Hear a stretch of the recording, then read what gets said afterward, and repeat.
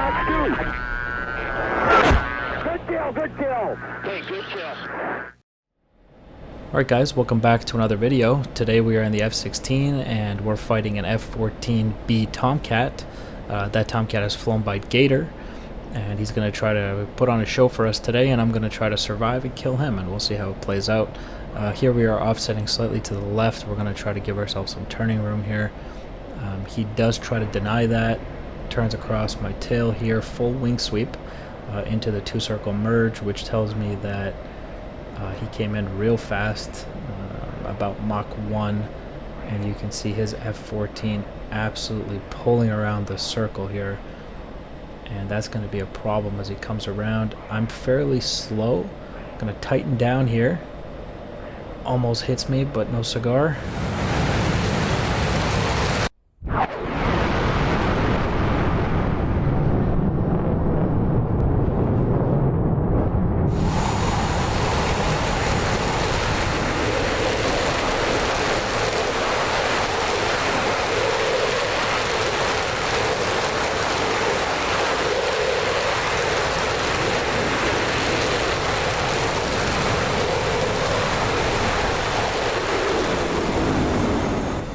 We'll use this opportunity to reverse the turn on him.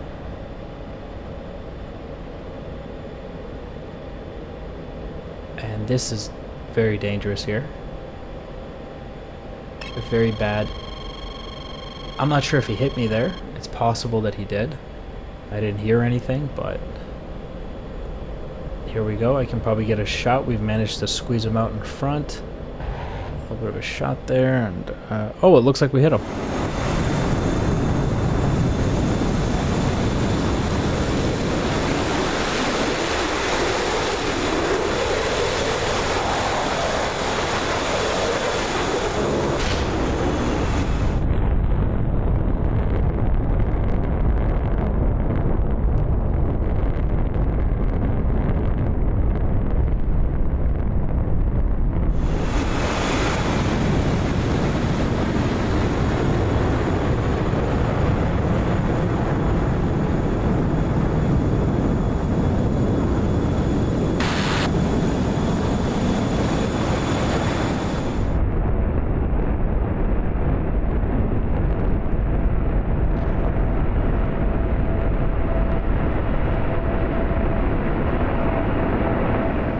So he had me pretty worried there, the way he ripped around that circle and just started shooting. I think I got very lucky, and me hitting him was very lucky. I think maybe just one of my shells may have clipped his left engine there, and it was enough to set it on fire. So very unlucky for Gator. I think, quite honestly, I think he should have won this round. He did a really nice job coming around that circle. I'm just going to try to finish him off here. Bring that pipper around, take some rounds here.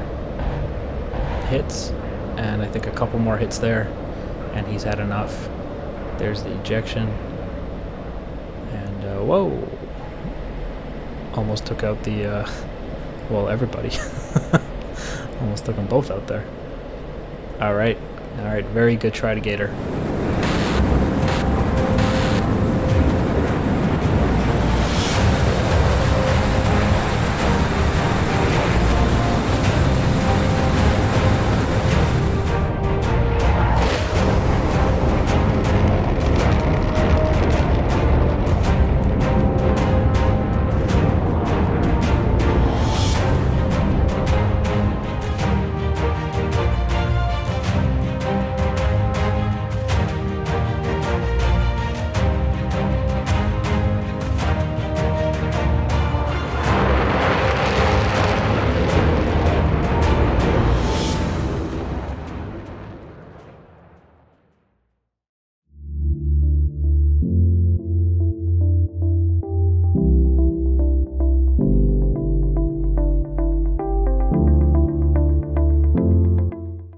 Alright guys, so we're going to try to look at this fight from the external views and see what we can learn here. Right off the bat, right here at this exact frame, we can see the F-16 off to Gator's right, my left, and basically what I'm doing is giving myself some turning room. Gator denies that turning room by turning into me. And that's really what he should be doing. Had he just flown straight, I would have turned across his tail and I would have had a massive amount of turning room and would have created all kinds of problems for him. So right off the bat, the engagement, he starts off really well here. And so here we go. He's going to turn across my tail. And right there. Okay, so one of the things you have to consider is that when you're fighting, you have to be watching your bandit, you have to be reading your bandit, his energy states, and one of the biggest tells of the F-14 is its wing position. And you know, full wing sweep means very fast, wings open means a little bit slower, and yes, they can be manipulated manually, but most of the times they're in automatic. It's extremely uncommon, and was even in real life, for them to be manipulated manually, and actually creates problems when the wings are back and the aircraft is slow in an attempt to simulate being fast, but they're trying to trick you. The AOA of the F-14 actually goes up, so you see the nose point up, and that's your tell that he's trying to trick you if he does that. Again, very uncommon, but that's generally what you're going to look for. So you got to look at your bandit for the cues.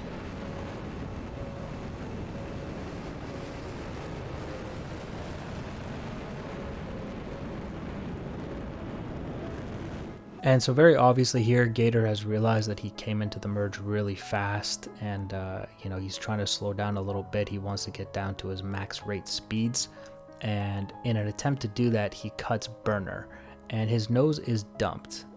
When you look at those two things, they're kind of contrary. Obviously, gravity is going to pull you down. I think he would have been better served keeping the nose level.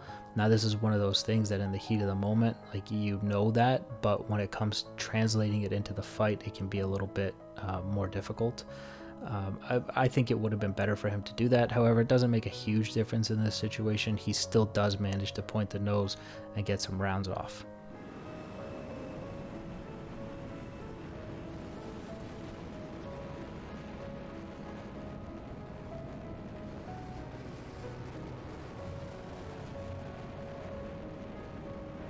Alright, so at this point I saw him cross my tail at a high rate of speed, and to me that seemed like a reversal cue. Also, just because I know that I can't rate fight him, the F-14 is getting 20.8 degrees a second with flaps up, and the F-16 is only getting about 19.5 in the rate speed. And so that means the F-14 is superior, especially if he puts his flaps down. I don't stand a chance in that regime. So really, I know that what I got to do is take him one circle. Now, you can definitely have a debate and discuss whether the F-14 is overperforming or the F-16 is underperforming. It is my personal opinion that an F-16 should not be outrated by a Tomcat. However, that is the situation, and so you need to fight accordingly relative to your bandit's capabilities, right? And so therefore I know that I have to take this fight one circle, so I'm going to use this opportunity to reverse on him. And also because I know that he came into this fight fairly fast, right? So I'm still hoping that he's fairly fast in this situation, and when I take him one circle, he'll go out in front. That's the thought process there.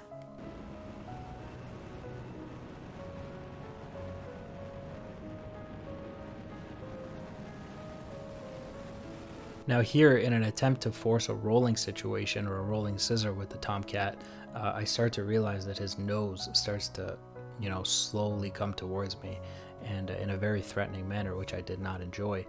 And I think what led to that was probably a slightly late turn reversal on my part, and I think that's what resulted in him being able to get his nose onto target and subsequently end up getting some rounds on target.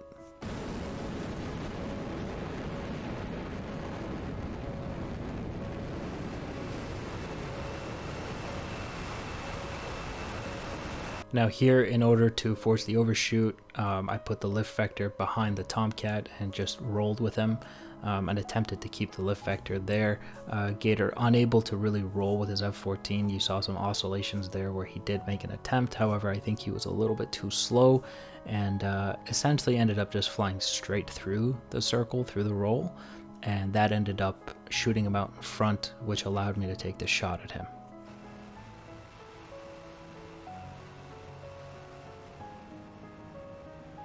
And once he's hit at this point, there isn't really much to talk about. He's got afterburner in and one engine losing power, and this is essentially creating a situation of differential thrust in the F-14, which is what's causing the wobbling that you see here from the F-14. I then just have to sit there comfortably and stay with him until I have a shot, and that's really all there is to it. You can see the vapors off my aircraft, which tells you that I'm fairly slow, and I believe here I was about 200 knots. Just trying to stay with him. He's got his nose dumped, and he's got all kinds of problems. It's just a matter of time. There's the shots, and quite a few hits there, and the ejection. Alright. Good fight.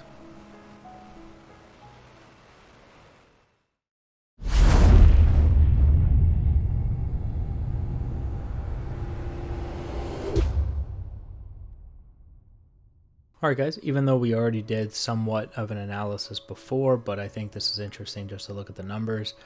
So here we are establishing a turning room. We've talked about this in several other tag views, so I won't cover it again. He turns across my tail at approximately Mach 1 at the merge, as we said. We can see here he's Mach 0.97 at the merge there. And as he goes across, you can see he's pulling 19, about 8 Gs there. And look here, he actually completely eases off the G's here, Gator. I think this was fear of breaking his wings, so he kind of eased off a little bit there. And so, you know, to me it looked like the Tomcat really came around the circle, and it's crazy to think that he could have come around even faster. He hits 20 degrees a second there at 1 second, and now he's doing about 18, 19. Here he is back at 20, 21, right? This nose just really starts to pull around, and he really starts pointing that nose at me here. Now, as I see him coming around to take the shots, I start tightening down my turn a little bit, start bleeding it off. You can see my G's increasing. That's going to pull me out of the HUD, and it's going to drag me a little bit further ahead of him so that when he shoots, the rounds will fall short. Okay, that's the general idea with the tighten down. Now, as he shoots outside of my turn circle, I reverse the turn. Now this is the part where, let me get rid of some of these lines. This is the part where, you know, I said that it was maybe a late reversal. I feel like if you can tell that he's about to do this, you should already be reversing. So I would have liked to have reversed here instead of way out here. And I think that's what results in him getting shots off. So like maybe if we rewind it, maybe like right here, if I'm already reversing, that would be ideal. Maybe so it's just maybe a second or two late, and what that does is it allows him to get a shot out because I can't get far enough back, you know, and I don't have the airspeed to roll around him the way I would like due to the high altitude. And he actually does manage to get a hit there. Now this is the part where I'm like, you know, he got unlucky. He should have, you know, won that one, because he actually hits me like 2 or 3 times, like good hits, and it looks like it's right across the engine. However, you know, no fire on the F-16. However, you can see this is the part where I was saying he didn't roll with me, he just kind of flew straight, and that was obviously the F-14 kind of not cooperating with him, or maybe he was too target fixated. He was just watching me instead of rolling with me. And flying straight like this allows me to do the roll and come out, get him out in front, take a shot at him, which ignites his engines, and from there it's game over. So that's the Tacview review. Alright guys, so I hope you enjoyed the video. Thank you for watching, and a big thank you to Gator for helping out with this video. I'll see you guys in the next one. Bye guys.